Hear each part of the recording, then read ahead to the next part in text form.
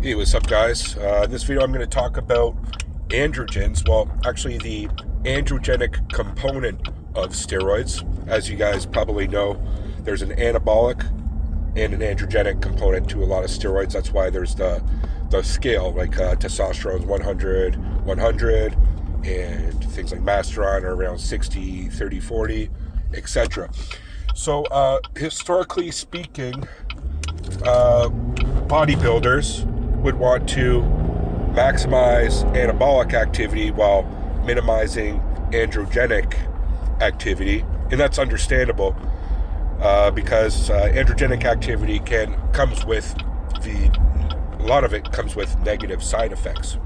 So, what is androgenic activity? It's masculinization components to the steroids in itself, which what I'll get into in a bit actually has some benefit. You need it, okay?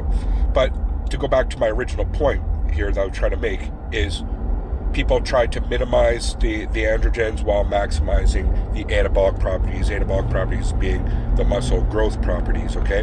And back in the day, they would actually call drugs that had high androgen ratings as dirtier, and cleaner ones being the ones that have low, like Primobolan, for example, would be considered more of a cleaner drug because of its lower androgenic properties. And that's why literally I think a lot of these drugs were designed, like potentially like Anavar and such, and maybe even Deca, was because of its had lower androgenic activity and lower estrogen conversion, etc. But I'll get right to the point why this is something that I haven't really heard anybody talk about. But again, I'll put it out there, is that's why testosterone, you always want a base. It's 100, 100. You need something with a base that has an androgenic component to it to make your stack like full spectrum.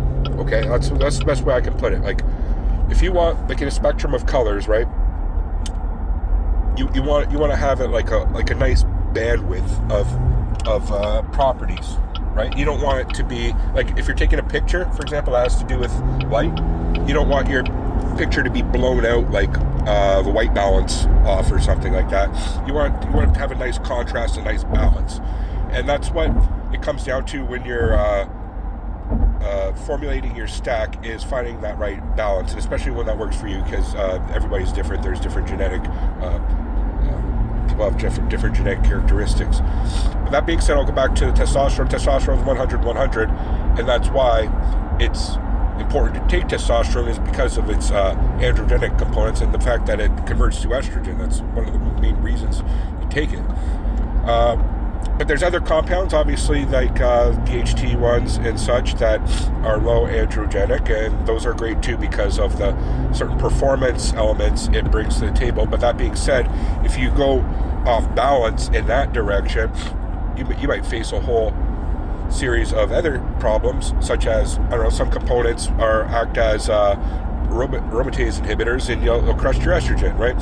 So the scale is a sliding scale, goes both ways. That's why I think it's important to have, in a really good stack anyway, this isn't necessary, but I think in a really good stack, you have a good breadth of steroids you do that kind of cover each base, okay? So it's sort of it. By having a wider spectrum of androgenic and anabolic properties, it's going to be, you're going to cover all of the weak spots of it, right? And that's why, personally, I like to use testosterone, obviously, a DHT, masteron, and Anavar at times. And then that's why I add a little bit of Deca in there, because that's the NOR19. And again, each one of those has its unique characteristics. Each one of those has properties that are anabolic and androgenic, and together, it kind of, like if you're making a soup, you add the right ingredients, and then the end result, the soup tastes a certain way that's independent to each ingredient by itself. If that makes sense.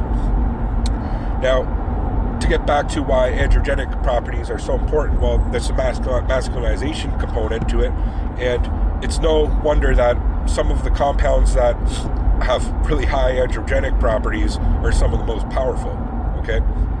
Trenbolone comes to mind, or Ment even, Tresolone. Well, I wouldn't recommend doing that one, per se, unless you're really experienced and you want to chemically castrate yourself, essentially, because that's what it does. But you want to, you're not able, it's supposed what used to be a male birth control. I think that's what it was designed for anyway. So that's why I said chemically castrate you. But anyway, not to divert from the main matter at hand here, the androgenic properties, and again, DECA, a lot of them have actually, it can be, dependent on your goal, actually very desirable to have some anabolic or androgenic properties. Even things like putting a little bit of water weight on, the drive it gives you at the gym, vascularization effect. I believe some of these compounds that are higher androgenic have a bit of more effect on your central nervous system, different physiological, psychological effects, which can be a bad thing. It's a side effect. Side effects don't necessarily have to be bad, but they can be. But that's why you want the right balance. That's why you don't want to tip the scale too much. You don't want to take compounds that are just super high on androgen, the androgen components, and tip the scale that way, because you're going to run into potentially some really, not potentially, you will run into some negative issues on that. So that's why the simple balancing of the scales in a full spectrum approach is testosterone, right?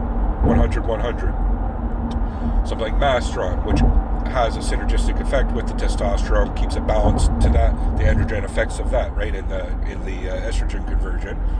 And then adding something with a bit more that adds another dimension to it. So like, say testosterone Mastron is very linear, then you want to add like a third dimension to it, a NOR19 or a component that might have a little bit of more of a androgenic component. But again, you don't want to go get carried away there, and you might only do it for a period of time, but it's like, okay, it's going to bring your training and your intensity and everything to the next level. It's going to bring a whole new level of volume to your training that you would just by testosterone Mastron, which for some people might be desirable in itself, but I think a lot of people who that's not.